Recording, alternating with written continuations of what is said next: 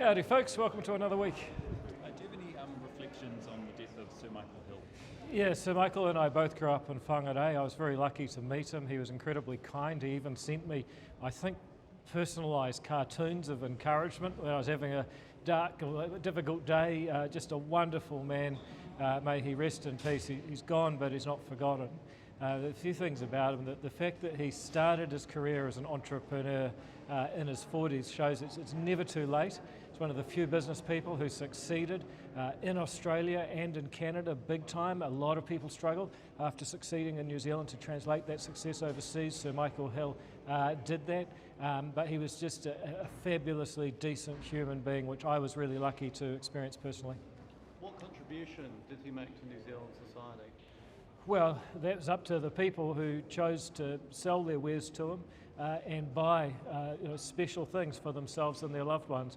He made it possible for a whole lot of people to access products that were really special to them that they might not have otherwise got, or not at that price, or not been able to afford. And I think sometimes we say that if someone's making money and getting paid that it's not a noble contribution. I actually think taking something and making it more efficient so more people can afford the things we need is one of the best things that we do. He never forced anyone to buy for him. He just gave a whole lot of people a better deal. Is he an example of so-called great Kiwi ingenuity? Look, I think he really was, because he looked at an industry, he looked at his uncle's jewellery store, and I grew up in Whangarei where Fisher's is right opposite, still one of the first Michael Hill jewellers. He looked at an industry, he worked in it for 20 years, he knew it could be done better, and he did so much better, he went global, and I just think that's hugely inspiring. Folks, if you have no other questions, then I will leave you to it. Trump tariffs, are you looking forward to some clarity, finally, hopefully, on Friday? Yeah, look, I think everybody, having had some anxiety about where we're going to land, there's one thing that really helps in business and in life and in politics for that matter, is just knowing what the rules are, because then you can plan your future. I'm sure people will be looking forward to that. What's your message to nurses going on strike tomorrow? Look, we enormously value the contribution you make in New Zealand.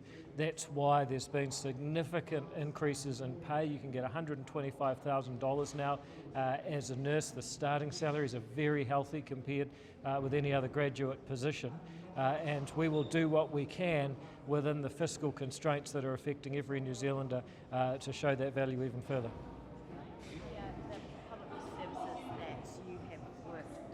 Post-restructure, have they spoken to you about what they gained and maybe how much money they saved, or have that kind of analysis been done?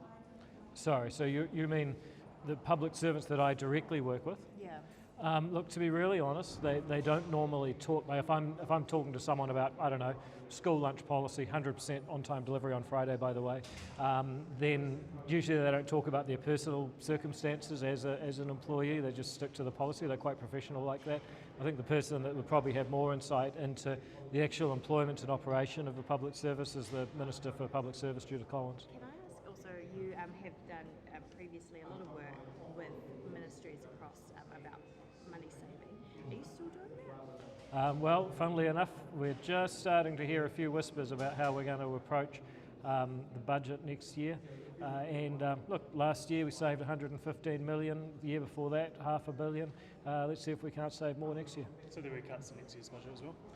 Well, it would be totally irresponsible not to look for places where we can save money where it's not doing good and put it somewhere else. So if you ever watch rugby, a really smart halfback will pull a prop out of the maul and just slap him on the butt and say, no, go in there, you can push harder. We need to do that with the money too. What sort of way do you want to adapt? Because, I mean, you've done it 2 years in a row. You've probably learned things along the way. What sort of things do you want to change in that time? Look, I think it's important that we keep getting really good data. I think one of the challenges we found coming into government was actually difficult to get good data on where the money's been spent and how. I know Nicola's put a lot of pressure on Treasury to upgrade the supply of information so that people in our position can actually make the best decisions possible for New Zealanders, getting good value for taxpayer money. So that's getting the data is going to be critical. And I think also just having a really firm framework for what we believe is the purpose of government. But in terms of we're going to do anything radically different, no. we just have more time to look under the hood and find more things. Was it a case that the first budget, there were the particularly easy things to find, but by the time you get into the third budget, it is getting a little bit harder to find different projects? Yeah, I think that's natural and expected. Frankly, the previous government started off spending, what was it, 86 billion, and they finished off spending 138 billion. Now, when you add 60 odd billion to the government's budget, that creates a lot of waste, because it's actually hard to spend an extra $60 billion that quickly. And so it was easy to take out low-hanging fruit, but that doesn't mean there's not still a lot of work to be done. Is there, just sort of further to Charles' question, like the low-hanging fruit is probably gone, it's fair to say, in terms of inefficient spending? Or not? Yeah, well, we can reach higher. And the fact is that if you look at the size of government, prior to COVID, Grant Robertson spent 28% of GDP 2 years in a row. Now we're at about 33. So we're 5 percentage points. We're 1/20th of the economy higher than Grant Robertson before COVID. Now COVID came, COVID went. We're still spending a lot more as a percentage of the economy, and that's why I think there's still scope to make savings. A lot of that is about a percentage point, I think, is super, and about another percentage point is debt repayment. So still leaves another 3 points, which in fairness is health. So we're not necessarily looking at those things. We have to pay our debt, for instance. It's a shame there's so much interest on the debt that these guys over there, Labor, borrowed. But nonetheless, we have to find efficiency wherever we can. in terms of the quantum, do you think the quantum of savings in the next budget would be similar to the last two?